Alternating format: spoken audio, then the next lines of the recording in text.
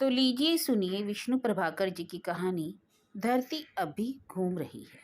जो नीना की 10 वर्ष की भी नहीं थी, लेकिन बुद्धि काफी प्रौढ़ हो गई थी और जैसा कि अक्सर मातृहीन बालिकाओं के साथ होता है, बुजुर्गी ने उसके लिए आयु का बंधन ढीला कर दिया था।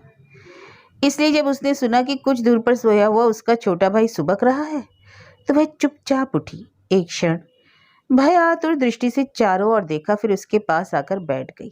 तब रात आधी बीत चुकी थी और चांद कभी का अस्त हो चुका था। फिर भी कुछ दूर पर सोते हुए उनके मौसा के परिवार के दूध से धुले कपड़े अंधकार की कालिस में चमक रहे थे, जैसे तमसावृत शमशान में अग्नि की स्फुली। वही चमक नीना के नन्हे से दिल में कसक उठी। किसी तरह रुलाई रोककर उसने धीरे से पुकारा, कमल, ओ कमल। कमल 8वें वर्ष में चल रहा था। उसके छोटे से खटोले पर एक फटी सी दरी बिछी थी। उस पर वह लेटा था गुड़मुड़। पैर उसने पेट से सटा रखे थे और मुंह को हाथों से ढक रखा था। रह रहकर उसका पेट सिकुड़ता और सुबकियां निकल जाती। उसने बहन की पुकार का कोई जवाब नहीं दिया। नीना भी इतनी सहमी हुई थी कि दूसरी बार पुकारने का साहस ना बटोर पाई। चुपचाप कमर सहलाती रही, देखती रही। कई क्षण बीत गए तो उसे सीधा करके उसका मुंह अपने दोनों हाथों में लिया। तब उसकी आंखें डबडबा आई। आंसू ढुलक कर कमल के मुख पर जा गिरे। कमल कुनमुनाया, फिर आंखें बंद किए किए बोला, जीजी। नीना ने चौंक कर कहा, अरे तू जाग रहा है रे? नींद नहीं आती जीजी, पिताजी कब आएंगे? जीजी पिताजी के पास चलो। पिताजी? हाँ जीजी, पिताजी के पास ले चलो ना, आज मुझे मौसा जी ने मारा था। जीजी गिलास तोड़ा तो प्रदीप ने मारा हमें। जीजी यहाँ से चलो ना जीजी। नीरा ने अनुभव किया कि कमल अब रोया अब रोया। वह विहल उठी। उसने अपना मुंह उसके मुंह पर रख दिया और दोनों हाथों से उसे अपने वक्ष में समेटकर वह शिशु माँ वहीं लेट गई। बोली वह कुछ नहीं, बस उस स्तब्ध वातावरण में उसे जोर जोर से थपथपाती रही और वह सुबकता रहा, बोलता रहा, जीजी आज मौसी ने हमें बासी रोटी दी, सारा हलवा प्रदीप को रंजन को दे दिया और हमें बस खुरचन। और जीजी जब दोपहर को हम मौसा जी के कमरे में गए तो हमें घुड़क कर निकाल दिया। जीजी जीजी हमें क्यों नहीं जाने देते? जीजी तुम स्कूल से जल्दी आ जाया करो। जीजी पिताजी को जेल में क्यों बंद कर दिया? वहाँ पिताजी को रोटी कौन खिलाता है? हम वहाँ क्यों नहीं रहते? प्रदीप कहता था तेरे पिताजी चोर है। तब एक बारगी अपने को धोखा देती हुई नीना जोर से बोल उठी, अरे प्रदीप झूठा है। और कहकर अपनी ही आवाज पर भय से वह थर थर कांप गई। उसने कमल को जोर से भींच लिया। कमल को लगा जैसे जीजी बड़े जोर से हिल रही है, हिलती जा रही है, हिलती चली जा रही है। जीजी क्या है, तुम्हें बुखार आ गया है? चुप चुप, मौसी आ रही है। सचमुच कोई उठकर जल्दी जल्दी उनके पास आया और कड़क कर पूछा, क्या है नीना? कमल क्या है रे? ओहो, भाई से लाड़ लड़ाया जा रहा है। अरे मैं कहती हूँ नीना, तू यहाँ क्यों आई? अरे बोलती क्यों नहीं? ओहो, बड़े बेचारे गहरी नींद में सोए हैं, तभी तो इतनी गुटर गुटर शिकायत हो रही है, जैसे मैं जानती नहीं। हाय रे मेरी किस्मत। ओ बहन, तू खुद तो मर गई पर मुझे इस नरक में क्यों छोड़ गई? तभी मौसा हड़बड़ाकर उठ बैठे। पूछा, क्या बात है, क्या हुआ? हुआ मेरा सिर। दोनों भागने की सलाह कर रहे हैं। अरे कौन भागने की सलाह कर रहा है? नीना कमल। अरे कुछ लिया तो नहीं? अलमारी की चाबी तो है, रात ही तो 500 रुपये लाकर रखे थे। अरे तुम बोलती क्यों नहीं? क्यों रही नीना, कहाँ है रुपए? बोलते बोलते मौसा उठकर वहां आ गए थे। वहां दोनों बच्चे एक दूसरे से सिमटे सकपकाए कबूतर की तरह आंखें बंद किए पड़े थे। मौसी ने तुनक कर कहा, क्या पता क्या क्या निकाल कर भागते, वह तो मेरी आंख खुल गई।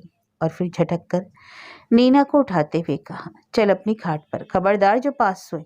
बाप तो आराम से जेल में जा बैठा, मुसीबत डाल गया मुझ पर। ना लाती तो दुनिया मुंह पर थूकती।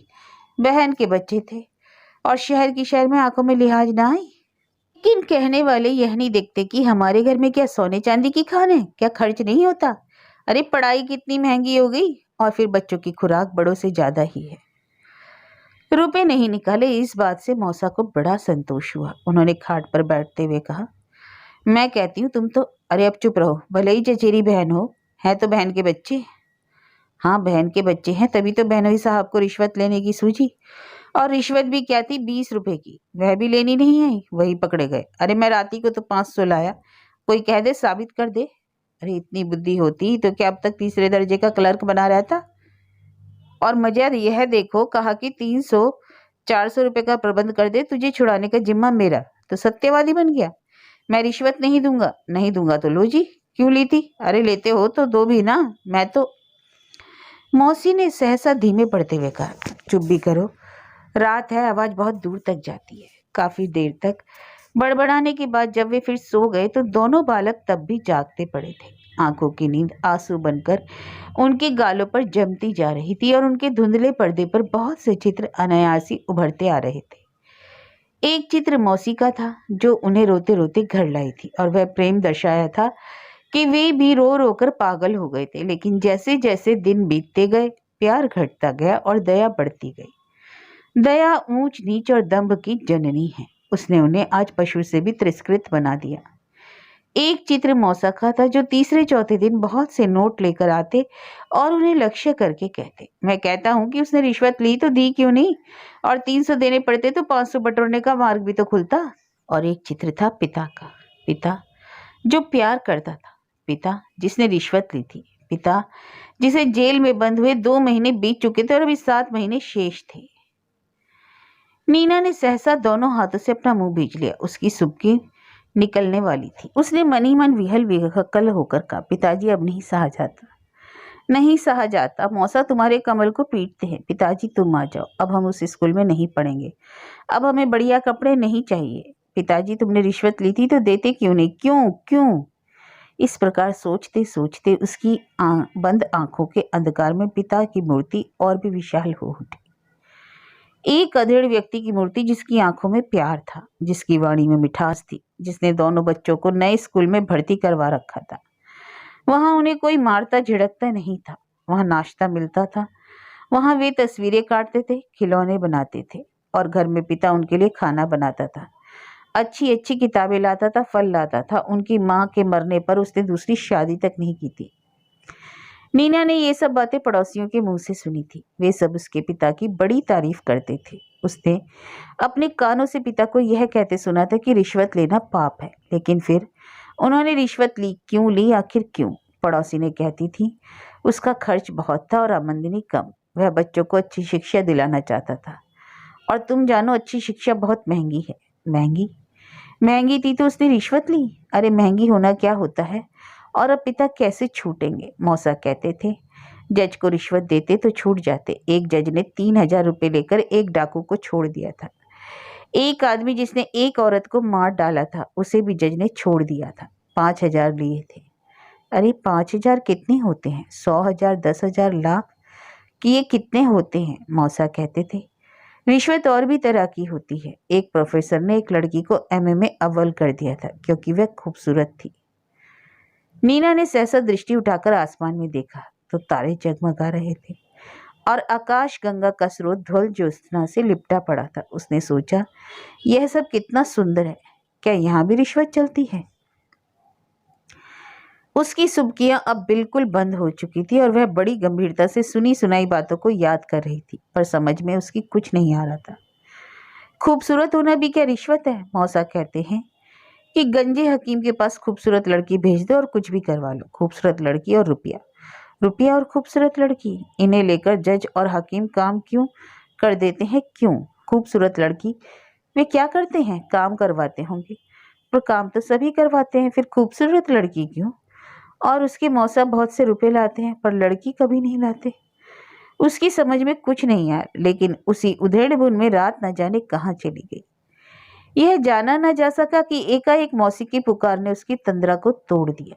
हड़बड़ाकर आंखें खोली तो मौसी कह रही थी, नीना ओ नीनारी उठेगी नहीं, 5 बजे हैं। 5? अभी तो बेडरूम में बहुरुआ 3 की आवाज लगा रहा था और आकाश गंगा का मार्ग कैसा चमचम कर रहा था।